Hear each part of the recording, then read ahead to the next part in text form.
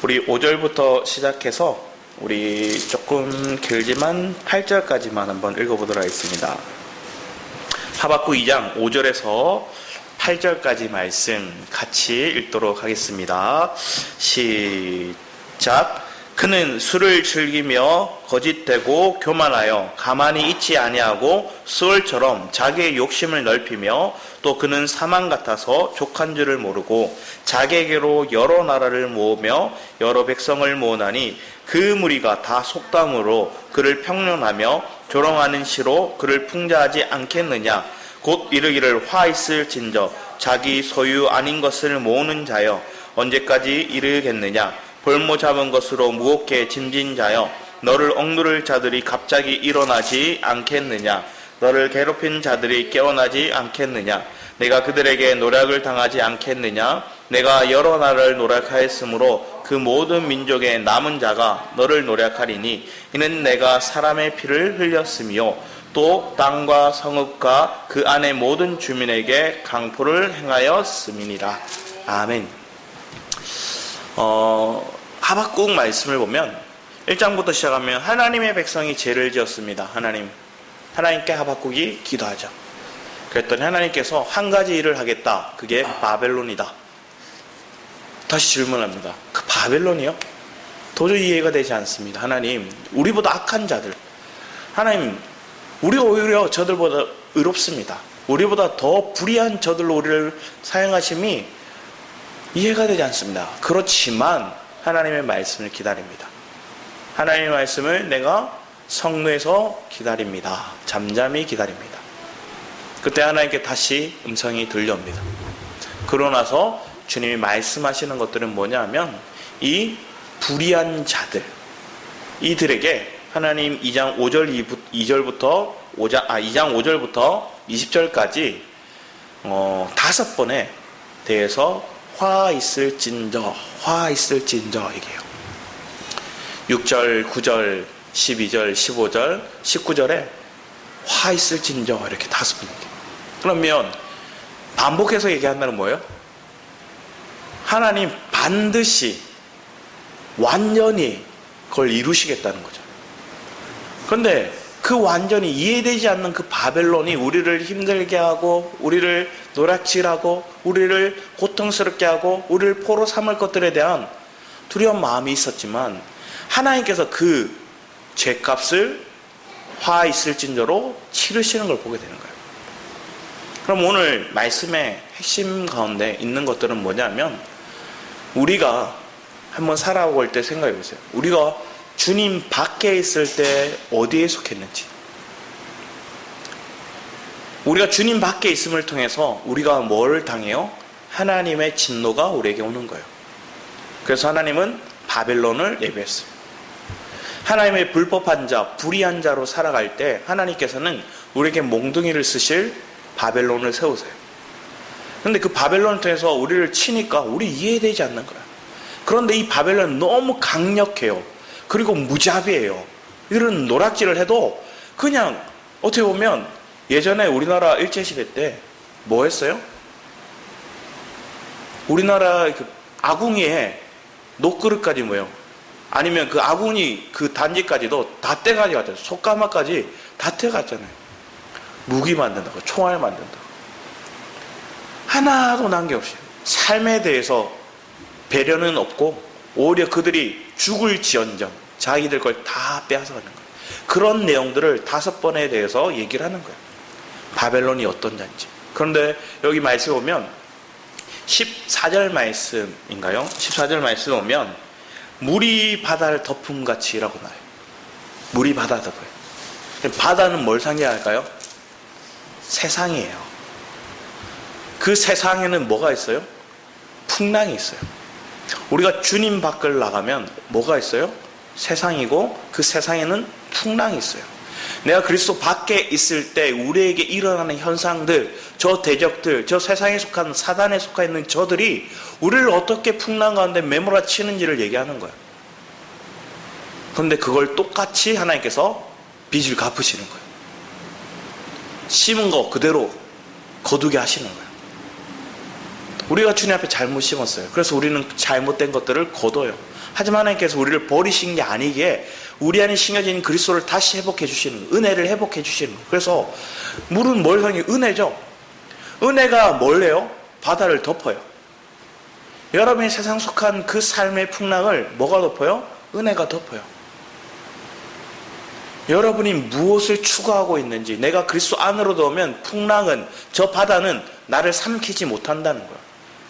신약에 와서 예수님의 제자들이 배를 타고 가다가 그 배에는 주님이 계셨어요. 또 주님이 때로는 어디 있었어요? 바다를 거느실 때도 있었어요. 그런 주님의 바다에 대한, 풍랑에 대한 메시지를 거듭 얘기해 주세요.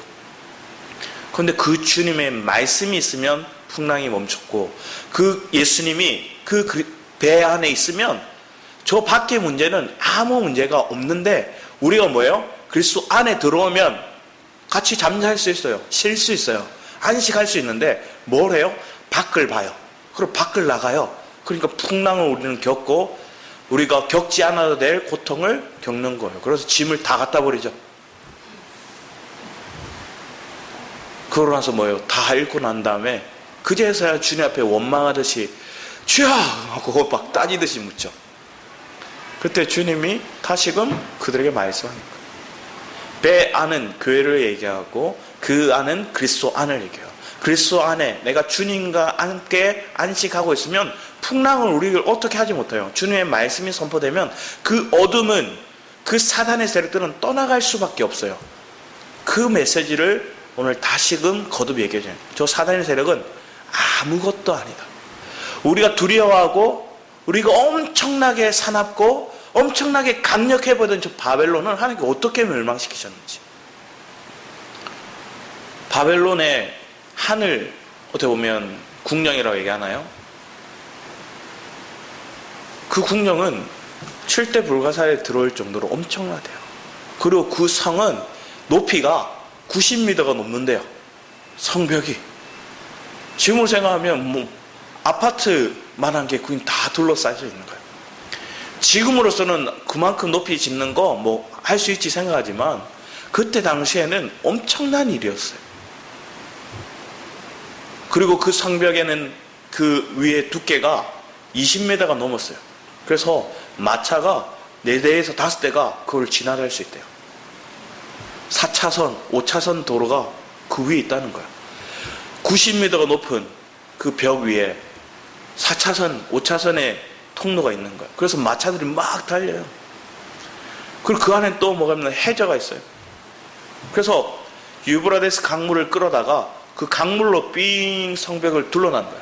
그러니까 그 강물로 건널 수 없고 성벽이 또 높아서 올라갈 수 없고, 얼마나 대단한 모습일까요? 근데 느부갓네살 왕이 다니엘서에 보면 그걸 보고 뭐래요? 흐뭇해하죠. 내가 만든 땅, 내 땅, 내 집. 그래서 하나님을 높이는 게 아니라 자기를 높여요. 그러면 어떻게 해요? 7대를 그가 짐승같이 살아요. 그걸 다시 회복시키시죠.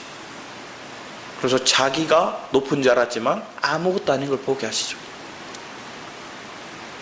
바벨론이라는 제국이 얼마만큼 유지되었을까요? 지금 한번 생각해 보세요. 제국이라는 것들, 이 땅에 제국이라고 하는 나라들이 많았잖아요. 몽골 제국도 있었고, 또 우리가 알고 있는 저 또 어디가 있습니까? 로마 제국도 있었고, 많은 나라들이 제국을 이루고 크게 번성해요. 로마는 1000년의 역사를 가졌고, 몽골은 300에 400년의 제국의 역사를 가졌어요. 심지어 조선 왕조도 엄청 500년의 역사를 가졌잖아요. 그런데 이 바벨론인 제국, 그 시대에 엄청난, 그리고 불가사의에 속할 수 있는 그런 궁정을 만들고도 그 바벨론인 제국은 80년, 100년을 못 가요. 약 90년 가까이가, 88년 정도 가거든요. 페르시아 고레스 왕에 의해서 나라가 멸망해요. 뺏겨요. 왕조가 바뀌는 거예요. 제국을 이뤘지만 다 무너져요. 100년의 제국의 역사도 못 이룬 이유는 뭘까요? 하나님께서 바벨론을 막대기로 몽둥이로 쓰시고자 했고, 그리고 그 기한을 예레미야에서는 뭐라 얘기해요? 70년이 차면 너희들 돌아가게 하리라 얘기했거든요. 돌아가기 전에 뭐 했어요? 고레스가 되면서 돌아가게 만들잖아요.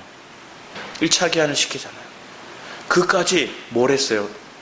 그들이 결국은 70년 만에 나라가 결국은 멸망, 이스라엘 백성들을 70년 포로 생활을 한 다음에 결국 돌아가게 만드는 거예요.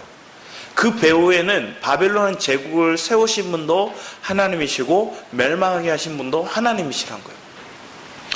우리는 인간사, 세계사를 보면 하나님의 섭리가 없었던 것들이 없어요. 그런데 우리의 생각으로는 저들이 무섭고 두렵고 대단하다고 생각해요. 근데 바벨론의 역사 가운데 이제 얘기를 하는 거예요. 뒤에 먼저 그들은 뭘 했는가 한번 보시기 바랍니다. 그들이 5절 말씀에 그들은 욕심을 넓히고 또 그는 사망 같아서 족한 줄 모르고 자기에게로 여러 나라를 모으며 여러 백성을 모으는, 그들은 다 끌어들이는 거예요. 주변 나라를 침공하면 그 나라의 문화재, 그 나라의 어떤 성스러운 기구들, 그 나라의 인재들 다 가져와요. 그들의 나라에 있는 보화까지도 다 가져와요. 그리고 그 나라를 초토화시켜버려요. 예루살렘이 그랬잖아요. 완전 초토화시켜버렸잖아요. 그게 바벨론이라는 나라예요. 세상은 우리를 그렇게 하는 거예요. 저 사단의 세력들은 우리를 그렇게 초토화시키는 거예요. 그리고 자기를 다 빼앗아가는 그들의 모습이 있는 거예요. 다 빨아들여요. 다 뺏기는 거예요. 저 사단의 세력들이 그렇게 행하는 것들을 보게 됩니다. 그래서 6절 말씀에 화 있을전여 자기 소유 아닌 것을 모으는 자요. 그러니까 노략질하고 도둑질하고 자기들 수고하지 않은 걸 탈취하는 그런 자들을 얘기하는 거예요. 결국은 내 이득을 위해서 다 빼앗는 거예요. 그게 누구예요? 바벨론이 화를 당하는 이유래요. 그리고 뒤에 말씀에 보면 너를 억누를 자들이 갑자기 일어나지 않겠느냐, 너를 괴롭힐 자들이 깨어나지 않겠느냐, 내가 그들의 노략질 당하지 않겠느냐. 그건 뭐냐? 너가 뿌린 대로 거둔다는 거야. 네가 노략질한 대로 너희들은 노략질 당할 거야. 결국은 고레스의 페르시아가 그들을 다 압제하는 거야. 내가 여러 나라를 노략하였으므로 그 모든 민족이 남은 자가 너를 노략하리니 이는 내가 사람의 피를 흘렸으며 또 땅과 성읍과 그 안에 모든 주민의 강포를 네가 강포했으니 다른 사람 걸 빼앗았으니 너도 그 일을 당할 거야. 바벨론에 이렇게 강하게 메시지를 던집니다.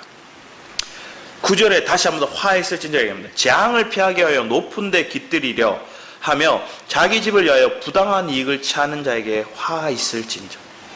그러면 여기서 뭘 얘기하면 그 나라에 자기의 노략질하기 위해서 뭘 하는 거예요? 다른 사람들 걸 멸망시키려는 자예요. 그래서 타인의 불행을 자기의 위안 삼는 자들이 있어요. 이들은 뭘 하냐? 자기가 더 빛나기 위해서 저들의 빛나는 것들을 꺼트려야 돼요. 저 사람들이 잘 나가고 있으면, 인정받고 있으면 그게 뭐 하는 거예요? 욕을 듣도록 다 하는 것들을 밀어내는 거예요. 교회 안에서 이런 일들이 있어요. 내가 더 인정받기 위해서.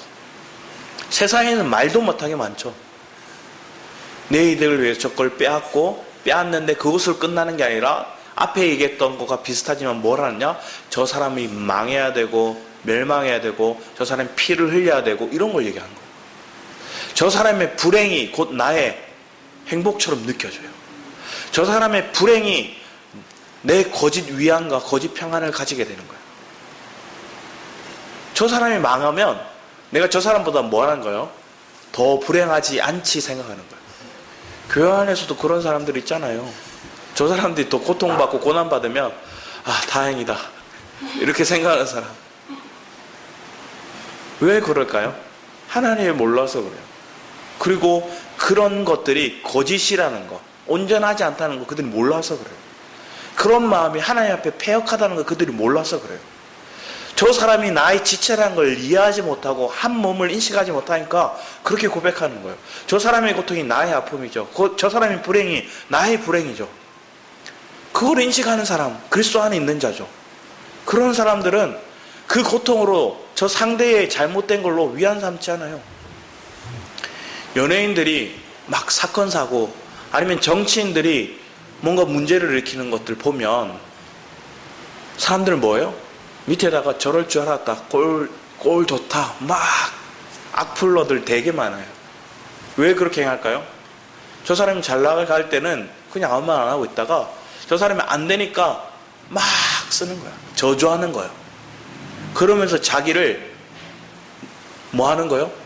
계속 거짓 평안, 거짓 위로를 하고 있는 거예요. 그런 사람들은 그 중심이 자존감이 정말로 낮은 사람이에요. 믿는 사람들 중에도 그런 사람 되게 많아요. 우리 그 다음에 얘기하는 것들이 있어요. 그러면서 내가 많은 민족을 멸할 것이나 내 집에 욕을 부르며 내 영혼의 죄를 범하게 하는 것이 되었도다. 다음에서 돌이 부르짖고 집에서 들보가 응답하리라. 계속 얘기하는 거예요. 그러면서 12절 말씀에 피로 성읍을 건설하며 불의로 성을 건축하는 자에게 화 있을진저. 피로 불의로 성을 건축하는 자. 뭐 하는 거예요? 힘의 논리로 상대를 위압해서 그들을 짓눌러서 그들을 두렵게 만들어서 그들이 생과 사의 기로에 놓였을 때도 그거 안에 없어요. 그냥 나만 잘 되면 되는 거예요. 내가 이루고자 하는 계획을 세우면 되는 거예요. 교회도 잘못된 목회자가 그렇게 행동해요. 자기의 목회 성공을 위해서 성도들을 이용해요. 그러면 그것을 참 그리스도 안의 교회라 얘기할까요? 아니잖아요. 세상 가운데 일어나는 그런 모습이 일어나고 있는 거잖아요. 여러분의 마음을 한번 생각해 보세요. 나도 모르게 누굴 짓밟고 일어서고 있지는 않는가? 제가 오사카 성을 갔었거든요. 오사카 성에 가면 돌이 정말로 집채만한 돌들이 막 있어요. 그리고 그 엄청나게 큰 돌들이 다양하게 있어요. 근데 그 돌들을 왜 어떻게 가져왔냐면 오사카 성의 어떤 성주가 자기를 신뢰하고 자기를 따르는 그런 어떤 종으로서 아니면 백성으로서의 충성을 보기 위해서 돌을 가져오게 만들어요. 큰 돌을 가져올수록 뭐 하는 거예요? 충성되다 얘기하는 거예요. 그래서 먼 곳에 그 돌을 끌어와요. 그리고 그 성을 지었어요. 피라미드, 국고성, 유대인들, 히브리 민족이 어떻게 했어요? 그들이 고통당하면서 그것들을 지었어요. 이탈리아에 가면 콜로세움이 있잖아요. 그 콜로세움조차도 유대인들이 고통 가운데 죽음을 불사하고 만든 거예요. 그 피 흘린 목숨값으로 건설을 하는 거예요. 자기의 이득을 위해서, 자기의 이름을 높이기 위해서, 자기의 업적을 세우기 위해서. 대부분의 조금 대단하다고 하는 왕들은 늘 자기를 위해서 성을 짓거나 탑을 세우거나 뭔가 건축물을 남기려고 해요. 자기를 위한 신상을 만들기도 해요. 왜 그럴까요? 결국은 교만이 충만하여서 하나님을 높이지 않는 그들의 마음 가운데는 자기를 위하고 자기를 높일 뿐이에요. 그리고 자기를 그 높이는데 백성들은 희생양일 뿐인 거예요. 그런 삶을 살았던 게 지금 바벨론이라는 거예요. 뒤에 말씀을 보면 더 그렇게 얘기합니다. 민족들이 부탈 것이나 수고하는 것과 나라들이 헛된 일로 피곤하게 되는 것이 만군의 여호와께서 말미암이 아니냐. 이는 물이 바다 덮음같이 여호와의 영광을 인정하는 세상이 가득함이니라. 결국은 여러분의 삶 가운데 더 이상 하나님이 아닌 것들을 높이고 영광스럽게 하는 일들은 거짓되다는 걸 봐야 돼요. 여러분의 이제는 그리스도 안에 들어왔고 그 그리스도 안에서의 은혜를 누리는 삶이 되지 않고서는 이 세상에 속한 것들을 여러분 짓눌리고 짓밟히고 이용당하고 그럴 수밖에 없는 거예요. 세상에 아무리 좋은 말로 여러분이 다가와서 여러분을 유혹해도 그 유혹의 결과는 뭐예요? 여러분이 짓밟힐 뿐이에요. 그들이 어려워지면 뭐 할까요? 여러분 제일 먼저 팔아요. 그런 게 세상이에요. 뒤에 말씀을 보면 더 그렇게 얘기를 합니다. 15절에 이웃에게 술을 마시게 하되 자기의 분노를 더하여 그에게 취하게 하고 그 하체를 드러내려 하는 자에게 화 있을 진저. 이렇게 얘기해요. 뭘 하는 거예요? 내 이웃을 죄짓게 만드는 거. 그들을 술 취하게 만드는 거. 그들을 범죄하게 만드는 모습들이 이 바벨론 안에 있었다는 거예요. 주변의 나라들을 유혹해요. 그들을 범죄하게 만드는 거예요. 여러분 삶에도 이런 일들이 일어나잖아요. 저도 어렸을 때 고등학교 때였어요. 친구들과 막 어울리다 보니까 조금 이렇게 불량스러운 친구들, 또 조금 친구들끼리 모이다 보면 뭐 하고 싶어요? 세상적인 것도 즐거움을 찾고 싶어요. 그러면 술을 이렇게 막 마시자고 얘기하거든요. 그러면 저는 모태신앙이라서 술 먹으면 지옥 가는 줄 알았어요. 그래서 안 먹는다고 그랬어요. 그런데 언제 무너졌을까요? 믿는 친구가 권했을 때 무너졌어요. 교회 다니는 친구가, 믿는 친구가 권하니까 괜찮은가 보다 생각하고 넘어졌어요. 세상에 많은 유혹들이 있어요. 직장 안에서는 뭐예요? 부당한 이익을 챙기기 위해서 그들을 유혹해요. 예전에 마산에 있을 때 한 집사님이 저기 세관 쪽에서 일을 하셨대요. 세관에서 일하다 보면 뭐래요? 불법한 것들이 많을 수 있어요. 왜? 항구로 들어오는 거니까 세관을 제대로 통과하지 않고 잘못된 것들이 들어와요. 그런 것들 뭐예요? 속여요. 그래서 자기를 챙겨요. 챙기다 보면 뭐 하는 거예요?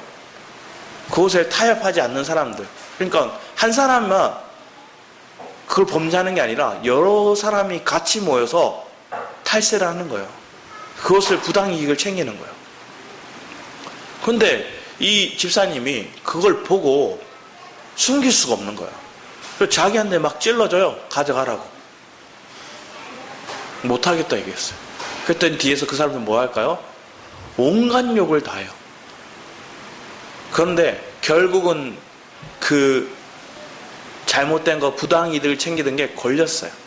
걸렸는데 다 조사해보니까 이분만 안 걸린 거예요. 그러니까 이분이 뭐 하게 될까요?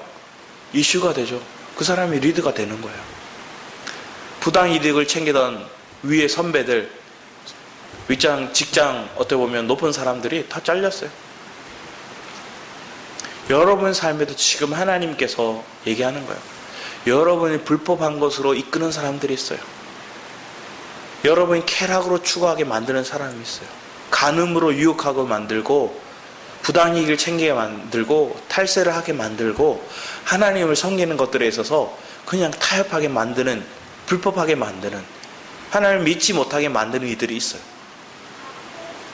하나님이 하시면 된다는데 그리스도 밖에서 그걸 이룰 수 있다 얘기하는 사람도 가짜죠. 그러면 죄를 범하게 만드는 유혹하는 사람이 누가 될 수도 있어요? 믿음의 선배들이 될 수도 있어요. 그들이 생각할 때 이렇게 해야 하나님께 복 주신다 얘기하거든요. 그러면 하나님의 그건 뭐예요? 그거 아니라 얘기해요. 나의 열심을 십자가에 넘겨야 돼요. 나의 열심이 아닌 하나님의 역사가 이루어지는 걸 믿는 것들을 원하시는데 믿음이 아닌 것들을 요구하고 추구하고 그걸 행하라 하는 거예요. 그것도 불법이죠. 그렇게 여러분 죄짓게 만드는 거예요. 하나님에서 멀어지게 만드는 게 누구였어요? 바벨론이 그렇게 행했다. 뒤에 말씀을 더 보면 내게 영광이 아니요 수치가 가득한즉 너도 마시고 너의 할례 받지 아니한 것을 드러내라. 여호와의 오른손으로 돌아올 것이라 더러운 욕이 내게 영광을 가리라. 이는 내가 레바논의 강포에 행한 것과 짐승을 죽인 것 곧 사람의 피를 흘리며 땅과 성읍과 그 안에 모든 주민에 강포한 것이 내게 돌아오리라. 결국은 우리가 잘못 씹으면 그것도 다 돌아와서 다 뒤집어 쓰게 된다는 거예요. 18절 말씀에 이렇게 얘기합니다. 18, 19절 말씀 같이 한번 읽어볼까요? 시작. 새긴 우상은 그 새겨 만든 자에게 무엇이 유익하겠느냐? 부어 만든 우상은 거짓 스승이라. 만든 자가 이 말하지 못하는 우상을 의지하니 무엇이 유익하겠느냐? 나무에게 깨라 하며 말하지 못하는 돌에게 일어나라 하는 자에게 화 있을진저 그것이 교훈을 풀겠느냐? 보라, 이는 금과 은으로 입힌 것인지 그 속에 생기가 도무지 없느니라. 우상 숭배하게 만들어요. 결국은 이 근원에 앞에서 얘기했던 쭉 범죄하는 것들 속에 있는 것들, 근원이 뭐예요? 내가 우상 숭배하는 거예요. 하나님보다 다른 것들을 더 신뢰하고 믿게 만드는 거예요. 저거에는 생기가 없어요. 생명이 없어요. 참 진리가 없어요. 그런데 그것을 믿고 그것에 절하게 만드는 것. 그게 누구래요? 바벨론이래요. 여러분의 삶 가운데 내 안에 교만이 뭔가를 한번 생각해 보세요. 여러분 안에 교만이 우리를 하나님 앞에 범죄하게 만들어요. 골로새 3장 5절 말씀에 우상 숭배는 교만이에요. 교만은 우상 숭배래요. 여러분 안에 교만이 뭔가를 한번 생각해 보세요. 이 땅의 타락이 언제부터 시작됐어요? 아담과 하와부터죠. 아담과 하와가 왜 범죄하였을까요? 그들 마음에 교만이 들어왔어요. 사단이 얘기했거든요. 이거 먹으면 하나님같이 된다. 내가 하나님같이 되고 싶은 교만이 그들 마음 가운데 들어온 거예요. 먹기 전에 이미 교만이 들어왔어요. 여러분 삶 가운데 교만은 계속해서 일어나요. 하나님을 신뢰하지 않고 하나님의 말씀을 부정하고 때로는 내가 하나님의 법, 하나님의 진리가 되고 하나님의 머리가 되신데 그 머리를 울러타는 거예요. 그런 교만함이 우리 안에 있어요.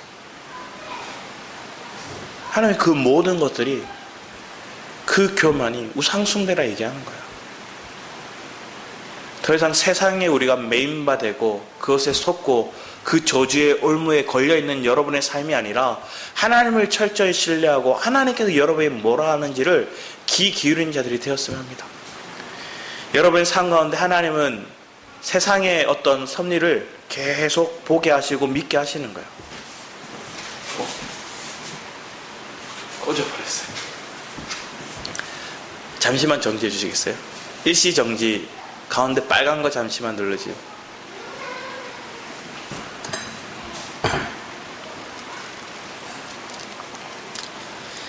(20절) 말씀을 같이 한번 읽어볼까요? 20절 말씀 보면 오직 여호와는 그 성전에 계시니 온 땅은 그 앞에 잠잠할지니라 하시니라. 우리가 하나님 앞에 잠잠할 수 있는 것, 결국은 바벨론이 겪었던 여러 가지 상황들, 그들의 저주들이 우리에게 똑같이 내가 바벨론일 수 있는 거예요. 하나님은 화 있으신 저 바벨론, 나의 원수 같은 자들에 대해서 얘기를 하시는데 그 원수가 누가 될 수 있어요? 우리가 될 수도 있어요. 우리가 원수같이 행할 수 있거든요. 우리가 남의 것들 짓밟고 부당이득을 체액하고 저들의 불행을 나의 기쁨, 나의 안위로 생각하고 또 그 사람들을 짓밟고 내 성을 만들고 그 사람들을 거짓에 유혹하여서 타협하게 만들고 범죄하게 만들고 또 그들을 우상 숭배로 이끄는 것, 하나님이 아닌 것들을 더 사랑하게 만들고 하나님이 아닌 것들에 절하게 만드는 모습들. 내가 예수를 믿는다 입술로 고백하지만 우리가 그렇게 저주에 속한 모습에 우리가 굴복해서는 안 되잖아요. 그러면 이 바벨론이 받는 이 문제에서 벗어날 수 있는 길은 앞에서 이게 14절 말씀에 얘기했던 물이 바다 덮음같이 여호와의 영광을 인정하는 거예요. 여호와의 영광을 인정한다는 건 뭘 얘기할까요? 언제 여러분 인정이 될까요? 아, 저 사람 내가 이제 인정해. 뭘 보고 인정해요? 저 사람이 진실된 모습을 봤을 때, 저 사람이 진짜라는 걸 내가 봐야, 알아야 인정이 되죠. 모르는데 어떻게 인정이 돼요? 여러분이 하나님이 어떠한 분이신지 알아야 인정이 되죠. 오늘 하나님을 알 수 있는 건 어디에 있어요? 말씀을 통해서 주어졌어요. 이 성경을 통해서 하나님을 알도록 주셨어요. 하나님을 알만한 것도 이 성경에 다 적혀있고 자연 만물에도 있어요. 근데 이 성경을 통해 더 구체적으로 하나님이 어떠한 분이시다를 우리에게 설명하고 있어요. 그런데 이게 율법적으로 오면 율법으로 해석이 되고 은혜로 해석하면 이 은혜로 해석되는 거예요. 근데 그 은혜의 관점으로 볼 수 있는 거, 그래서 진리의 관점을 깨닫고 볼 수 있는 눈이 열리는 말씀을 가진 자, 그 사람이 뭐예요? 여호와의 영광을 인정하는 거예요. 여러분이 이제 여호와의 영광을 인정할 수 있는 삶이 되기를 축복합니다. 말씀을 아는 것들이, 성경을 그래서 읽어야 되죠. 내가 성경을 읽어도 이해가 되지 않으면 말씀을 우리가 예배에 함께해서 들어야 되죠. 그리고 이 말씀을 깊이 묵상하는 거예요. 이해하려고 내가 지식으로 풀려고 하지 않고 주님이 깨닫게 해주시는 마음들을 알도록. 그래서 이 말씀이 그냥 로고스적인 말씀이 아니라 내 삶의 레마의 말씀이 되어 깨닫는 말씀, 그걸 체험해야 이 고백이 나오는 거예요. 그러면 여러분 바벨론의 길을 가지 않아요. 그리고 여러분 20절 말씀, 오직 그 성전에 계시니 온 땅은 그 앞에 잠잠할지라. 잠잠이 뭘 할까요? 앞에서 하박국은 성루에서 잠잠히 기다렸어요. 뭐하며 기다렸을까요? 기도하며 기다렸어요.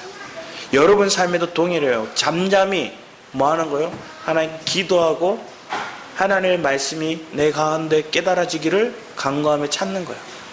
처음에는 우리 어떻게 기도할까요? 하나님, 문제가 있습니다. 내 아픔이 있습니다. 내가 이 고통 가운데 살아야 합니다. 이걸 토해놓는 기도가 필요하죠. 그래서 예전에 마산에 있을 때 욕했던 소년들 되게 많았어요. 앞에 와서 자기 남편 욕을 그렇게 해요. 그것만 들으면 그 남편 그냥 감방에 넣어야 돼요. 하나님 벌을 내려도 크게 내리셔야 돼요. 자, 그런데 이렇게 기도하는 것들은 틀린 건 아니에요. 왜? 내 마음에 자유가 없어요. 내 마음에 묶임이 가득해요. 내 마음 가운데 저주가 있어요. 그럼 그걸 뭐 해야 돼요? 독을 토해놔야 돼요. 내 속에 있는 상처를, 내 속에 있는 그 잘못을, 상대에 대한 아픔을, 그 상처를 하나님 앞에 토해놔요. 상한 심령을 토해놓는 거예요. 사람에게 토해놓는 게 아니라 하나님께 토해놓는 거예요. 하나님께 토해놓고 또 사방팔방 사람들에게 얘기해서는 안 돼요. 그럼 뭐예요? 다른 사람의 저주를 퍼다는 거예요. 하나님 앞에만 고백하는 거예요. 이 아픔을. 왜? 하나님만 해결할 수 있으니까. 그러고 나서 우리는 뭐예요?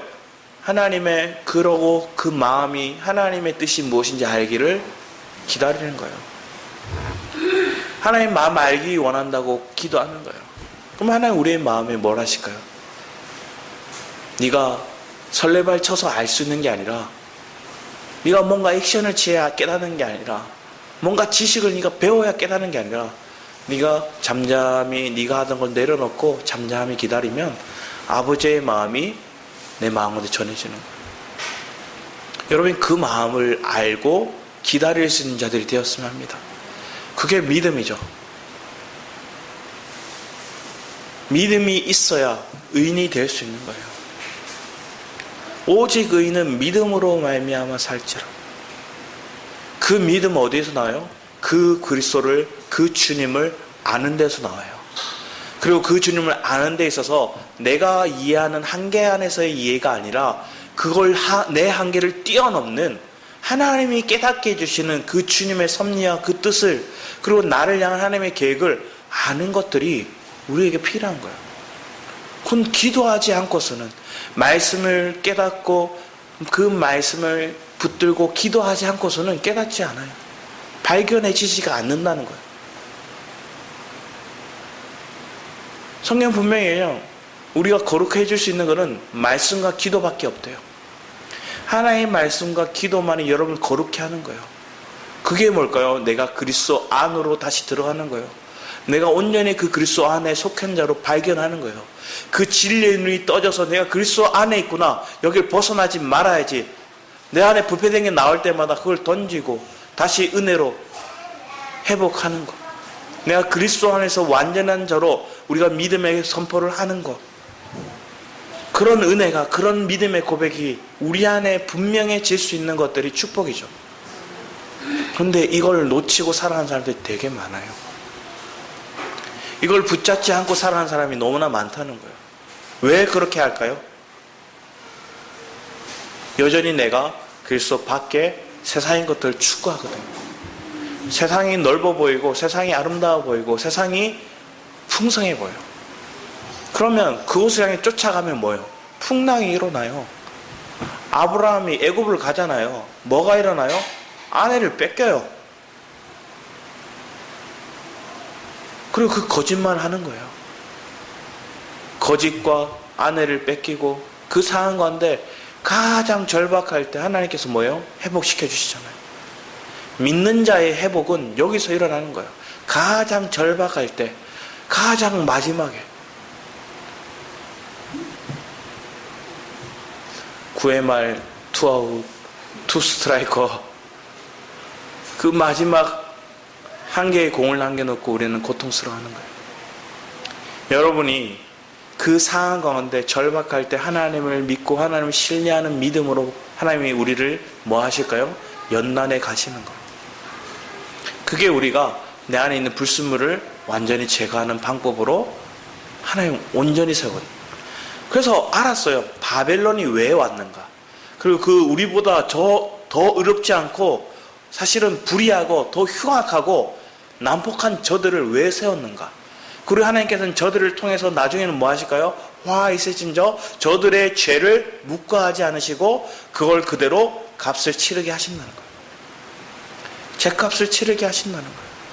우리 말씀 한번 찾아봤으면 좋겠습니다. 우리 갈라디아서 6장 7절에서 10절 말씀입니다.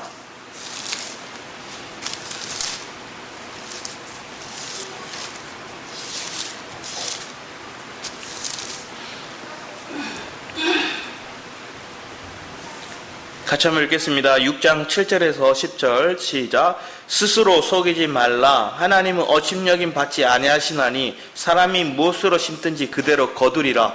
자기의 육체를 위하여 심는 자는 육체로부터 썩어질 것을 거두고 성령을 위하여 심는 자는 성령으로부터 영생을 거두리라. 우리가 선을 행하되 낙심하지니 말지니 포기하지 아니하면 때가 이름에 거두리라. 그러므로 우리는 기에 있을 대로 모든 이에게 착한 일을 하되 더욱 믿음의 가정들에게 할지니라. 여러분은 심은 대로 거둔대요. 여러분은 육체로 심었으면 육체를 거두고 성령으로 심었으면 성령을 거둔대요.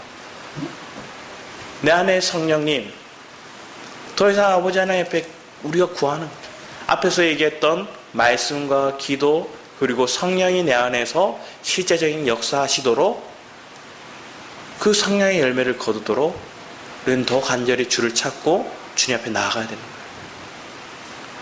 거예요. 여러분의 삶 가운데 성령님이 여러분을 주체적으로 이끄시길 축복합니다. 그 성령의 역사만이 성령의 열매를 거둔다는 거예요. 근데 그 일이 지체되더라도 낙심하지 말고 포기하지 말래요. 더디 보인대요. 육체 일은 빨리빨리 이루어지는 것 같아요. 왜? 눈에 보이니까. 또 말로 하니까. 뭔가 액션을 취하니까. 신앙생활 하다가 왜 다른 것에서 이탈할까요? 언제까지 고난을 받아야 되고 언제까지 이 말씀만 들어야 되고 언제까지 이 길을 가야 되냐고 따지거든요. 그런 사람은 육체에 속을 수밖에 없어요. 사단의 미혹에 틈탈 수밖에 없어요. 그리고 넘어지고 때로는 세상의 바벨론 겪어봐야 다시 돌아오는 거예요. 돌아와서 감사하는 거예요. 돌아와서 다시금 예루살렘 성전을 건축하는 거예요. 여러분의 마음이 무엇을 추구하고 있는지 보견합니다. 내가 그리스도 밖에 있으면, 은혜 밖에 있으면 이런 저주를, 이 바벨론이 흉악한 행하는 그 모습을 누가 받고 있는 거예요? 우리가 받고 있는 거예요. 더 나아가서 뭐예요? 우리가 이 일을 하고 있어요. 이런 범죄를 해서도 안 되고 이런 그 범죄에 우리가 짓눌려서도 안 되잖아요. 그 풍랑을 이겨낼 수 있는 분이 그리스도예요. 그래서 그리스도 안에 들어오래요. 은혜 안에 들어오래요. 여러분이 그 은혜 안에 들어오는 그런 믿음을 붙드는 자, 그 사람이 의롭대요. 여러분의 삶이 너무나 고달플 때, 낙심이 들 때 잠잠히 주님 앞에 기도해 보거나, 주님, 내가 정말로 믿음을 가졌습니까? 주님, 내가 그리스도 안에 있다는 걸 내가 믿고 있습니까? 내가 그 은혜 안에 젖어들고 있다는 것들을 내가 고백하고 있습니까? 그러면 여러분 입술에 감사가 나오지 불평이 나오지 않아요. 여러분 입술가에 만족이 나오지, 그리고 평안이 나오지, 여러분 안에 불행이나 아니면 여러분 안에 저주나 또 뭔가 내가 행해야 된다는 조바심이 들지 않는다는 거예요. 여러분 안에 조바심과 불행한 마음과 낙심드는 생각은 내가 잠시 은혜 밖에 있는 거예요. 탕자가 뭐였어요? 아버지 집을 떠났어요. 좋을 줄 알았어요. 이리 맞고 저리 맞고 다 뺏기고 헐벗고 굶주리고. 그렇지만 뭐했어요? 번뜩하고 은혜가 떠오른 거예요. 아버지 집에 종도 배불리 먹던데. 그래서 왔어요. 온 게 믿음이에요. 오니까 그 은혜 안에 누리는 거예요. 그가 뭐 한 거 없어요. 오히려 은혜 안에 오니까 반겨져요. 깨끗이 씻겨져서 다시 새마법을 입혀져요. 손에는 가락지를 끼워줘요. 살찐 송아지를 잡아다 우리에게 먹여요. 배불리 해줘요. 먹고 누리고 다시금 정결케 되는 작업. 뭐 했어요? 아버지 집으로 돌아왔어요. 위치만 바뀌었어요. 여러분의 은혜 안에 돌아오는 것, 그리스도 안에 돌아오는 일들이 여러분 삶 가운데 놀라운 하나님의 역사, 그리고 성령의 역사가 일어난다는 걸 믿으시기 바랍니다. 그 믿음 안에서 우리는 잠잠히 하나님의 섭리가 이거였구나 하고 감사하고 그 다음에 뭐 할까요? 찬양을 하는 거예요. 그래서 3장이 엄청난 찬양의 고백을 하박국이 하는 거예요. 여러분이 이러한 하박국의 삶을 여러분이 실제적으로 경험하고, 그리고 내가 그리스도 밖에 있을 때 내가 이 백성들 하나님 왜 하나님 앞에 범죄하고 있습니까? 따지고 묻고 내 안에 불편한 생각이 들었고 내 안에 의문이 생겼던 그 이유들이 다 뭐예요? 내가 밖에 있었다는 거예요.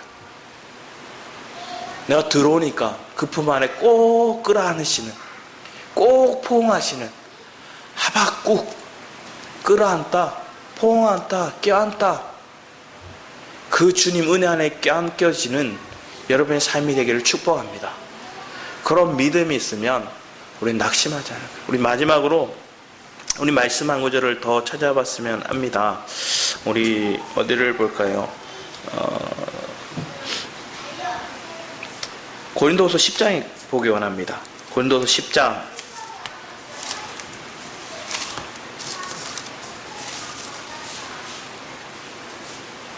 고린도서 10장 말씀입니다. 5절부터 한번 10절까지 한번 같이 읽어볼까요? 같이 읽겠습니다.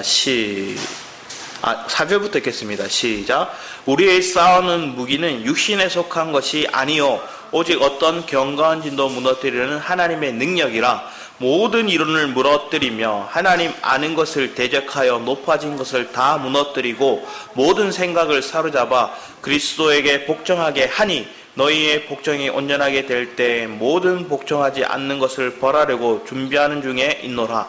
너희는 외모만 보는도다. 만일 사람이 자기가 그리스도에게 속한 줄을 믿을진데 자기가 그리스도에게 속한 것 같이 우리도 그러한 줄을 자기 속으로 다시 생각할 것이라. 주께서 주신 권세는 너희를 무너뜨리려 하신 것이 아니요 세우려고 하신 것이니 내가 이에 대하여 지나치게 자랑하여도 부끄럽지 아니하리라. 이는 내가 편지들로 너희를 놀라게 하려는 것 같이 생각하지 않게 함이라. 그들의 말이 그의 편지들은 무게가 있고 힘이 있으나 그의 몸으로 대할 때는 약하고 그 말도 시원하지 않다 하니. 바울이 뭐라 얘기를 합니까? 우리의 의견들, 높아진 이론들, 하나님 그걸 파쇄하기 위해서 뭐가 있어요? 우리를 치는 몽둥이 같은 게 있어요. 그런데 내 높아진 이론을 깨닫고 하나님 앞에 엎드려요. 내 의문을 하나님 앞에 토해놓고 다시 하나님의 말씀을 깨달아요. 그러면 그 높아진 내 육체의 생각들이 견고한 진처럼 그게 딱 짜여져 있었는데 그게 와르르 무너지게 나면 뭐 하는 거예요? 주님이 그 내게 무기로 사용했던 거, 무기라기보다 막대기로 몽둥이로 사용했던 것들 뭐예요? 제거하신대요. 필요 없으니까. 바벨론이 그래서 필요 없다는 거예요. 너희들이 깨닫고 나면 바벨론 필요 없어. 거둘 거야. 그러면 저들은 더 흉하기에 더 큰 화 있을 진저의 대가를 치를 거야. 모든 인생에는 그 심은 대로 거두는데 너희들도 네가 그리스도 밖에서 심으면 다 허사야. 그래서 내가 그 허사를 보게 하기 위해서 저 몽둥이를 사용했고, 이제는 네가 육체 안에 심는 자가 아니라 네가 영 안에서, 성령 안에서 심는 자로 바꾸는 거예요. 전환시키는 거예요. 그런 내가 저와 여러분 삶 가운데 있을 때 여러분 참 안식과 참 기쁨과 참 평안을 누리는 저와 여러분의 삶이 될 줄 믿습니다. 그런 은혜를 고백하고 믿음에 나아가는 복된 삶이 되기를 축복합니다. 기도하겠습니다. 아버지 하나님, 우리의 높아진 이론들을 깨트리기 위해, 내가 옳다고 생각하는 그 교만을 깨트리기 위해 하나님 우리에게 주변에 겹겹이 쌓인 문제들과 우리를 힘들게 하는 대적들을 두십니다. 그 바벨론이 우리를 공격할 때 우리는 두려워하는 자가 아니라, 낭망하는 자가 아니라 내가 다시금 그리스도 안으로 들어가는 자들 되게 하여 주시옵소서. 그리스도 안에 있을 때 이미 우리는 승리하였고 그리스도 안에 있을 때 풍랑은 이미 잔잔해졌음을 믿습니다.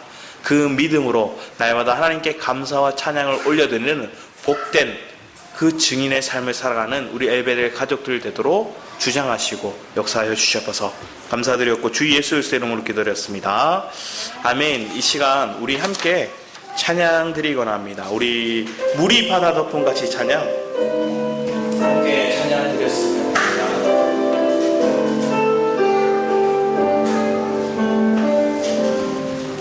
세상 모든 민족이 구원을 얻기까지 쉬지 않으시는 하나님, 주의 심장 가지고 우리 이제 일어나 주 따르게 하소서. 다시 한번 세상 모든